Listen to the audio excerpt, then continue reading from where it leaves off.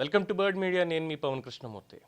పొద్దున్న నిద్ర లేచిన దగ్గర నుంచి రాత్రి పడుకునే వరకు ప్రతి ఒక్కళ్ళు కూడా మొత్తుకుంటున్నారు. ప్రతి ఒక్కళ్ళు ప్రధానమంత్రి దగ్గర నుంచి పంచాయతీ ప్రెసిడెంట్ దాకా ప్రతి ఒక్కళ్ళకి చెప్తున్నారు చాలా క్లియర్గా, సైబర్ క్రైమ్, సైబర్ కేటుగాళ్ల వలలో పడద్దు, జాగ్రత్తగా ఉండండి, వచ్చిన లింకులు ఇష్టం వచ్చినట్టుగా మీరు నొక్కి అనవసరంగా డబ్బులు పోగొట్టుకోమాకండి అని 100% చెప్తూనే ఉన్నారు. సరే, చదువుకోలేనటువంటి వాళ్ళు కేవలం ఫోన్ అంటే ఎర్ర బటను పచ్చ బటను అంటే ఫోన్ ఎత్తడం, మాట్లాడడం, మళ్ళీ కట్ చేయడం, ఇది తప్ప ఇంకేది రాని వాళ్ళు పొరపాటున యూట్యూబ్లో లింకే కదా ఇంకోటి కదా అని చెప్పి ఓపెన్ చేశారని అనుకుందాం. తెలియక వాళ్ళకంటే తెలియదు కాబట్టి పర్వాలేదు, ఏం చేయలేము. అక్కడ వాళ్ళ అమాయకత్వాన్ని ఆసరాగా చేసుకొని ఇలాంటివి ఎన్నో జరుగుతూ ఉంటాయి. వాళ్ళు కూడా ఎవరికి చెప్పాలో కూడా తెలియదు. మేబీ అవి వేలల్లోనూ ఎంతో జరగచ్చు. అలాంటివి కూడా ఉన్నాయి. కొన్ని కొన్ని లక్షల ట్రాన్సాక్షన్స్ ఉన్నాయి అలాంటివి.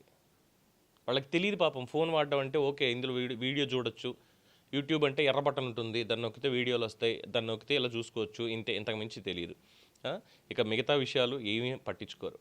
అలాంటి వాళ్ళని మోసం చేస్తూ వేలల్లో వాళ్ళ అకౌంట్లో ఉన్నటువంటి 1000, 2000 ఏదోటి ఇలా లాగేసేవి చాలా కేసులు ఉన్నాయి. బయటపడట్లేదు ఎక్కువ. కానీ ఎన్నిసార్లు చెప్పినా ఏం చేసినా ఏకంగా ప్రజాప్రతినిధులు సైతం దీనిలో పడుతున్నారు. చదువుకున్నటువంటి వాళ్ళు, అన్నీ తెలిసినటువంటి వాళ్ళే ఈ బారిన పడుతున్నారు అంటే మరి అది ఎవరు తప్పనాలి? ఎవరు తప్పనాలి? ఉన్నతాధికారులు ప్రతి ఒక్కరికి చాలా క్లియర్గా చెప్తున్నారు, సార్ అన్వాంటెడ్ లింక్స్ ఏది ఓపెన్ చేయకండి, ఇలా పేర్లతోటి వస్తాయి.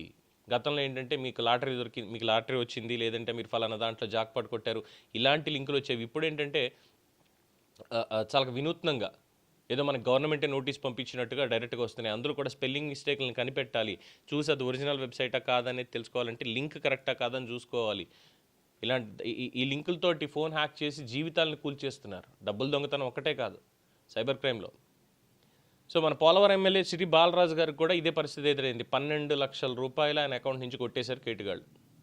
మన 6వ తేదీన ఆర్టీఏ చలానాలు పెండింగ్లో ఉన్నాయి అని చెప్పి శ్రీ బాలరాజు సెల్ ఫోన్కి ఏపీకే ఫైల్స్ లింక్ పంపించారు. ఏపీకే ఫైల్స్, ఆర్టీఏ చలానాలు ఉన్నాయి అని చెప్పి. ఏపీకే ఫైల్ అంటే మనకి ఆండ్రాయిడ్ దాంట్లో యాప్ ఏదైనా డౌన్లోడ్ చేసుకుంటాం మనం ప్లే స్టోర్ నుంచో, లేదంటే ఆ ఫోన్ కంపెనీ స్టోర్ నుంచో చేసుకుంటాం కదా.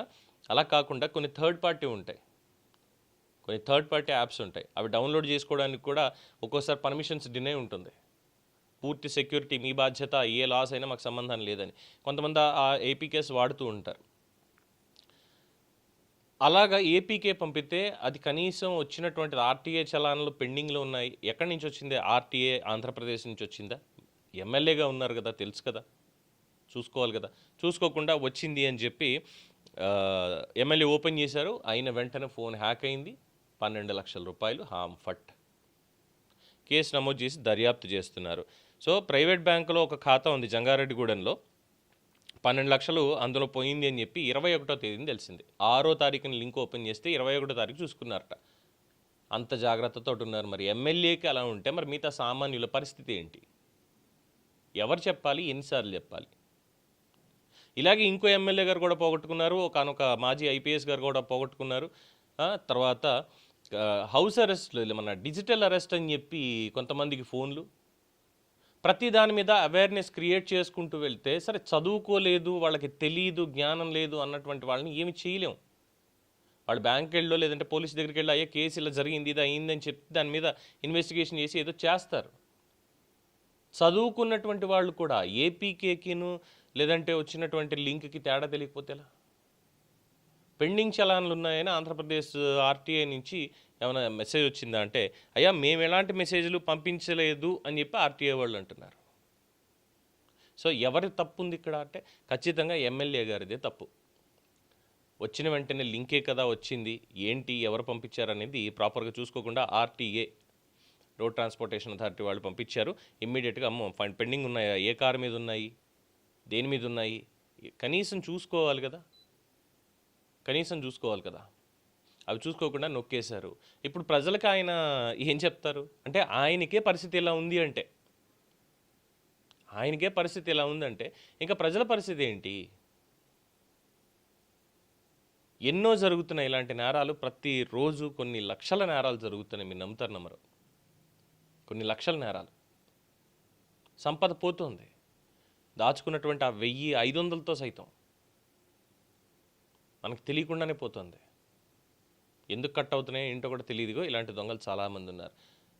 మరి ఏం చెప్పాలి ఇంకా? సో జాగ్రత్తగా ఉండండి. మీకు తెలియని వాళ్ళ నుంచి మీకు మెసేజ్ కానీ ఇది ఏమైనా వచ్చింది, కాల్ వచ్చింది అంటే ముందు చెక్ చేసుకోండి. నాకు తెలుసా లేదా, ఎవరు వీళ్ళు అనేది. ఫోన్ ఎత్తి వాళ్ళు డిజిటల్ అరెస్ట్ అన్నారా, అవతల దుబ్బేమని చెప్పండి మొహం మీదే. ఎందుకంటే డిజిటల్ అరెస్ట్ అనేటువంటిది భారతదేశ చట్టాల్లోనే లేదు.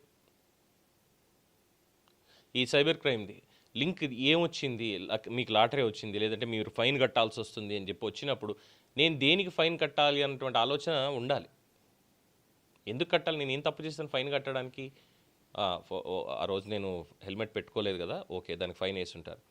వెంటనే వెళ్ళి వచ్చిన వెంటనే ఆ లింక్ నొక్కకుండా వేరే సిస్టమ్ మీదకి వెళ్ళి ఆర్టీఏ అప్లికేషన్ ఓపెన్ చేసుకొని వెబ్సైట్కి ఓపెన్ చేసుకొని చలాన్, మనకి ఈ చలాన్ పోర్టల్స్ పెట్టారుగా, ఈ సేవ మీ సేవ, ఇప్పుడు సేవామిత్ర యాప్ ఇవన్నీ పెట్టారుగా, దాంట్లో చెక్ చేసుకుంటే తెలుస్తుంది కదా దేనికి మనకి ఏమైనా వచ్చిందా నిజంగా లేదు అని.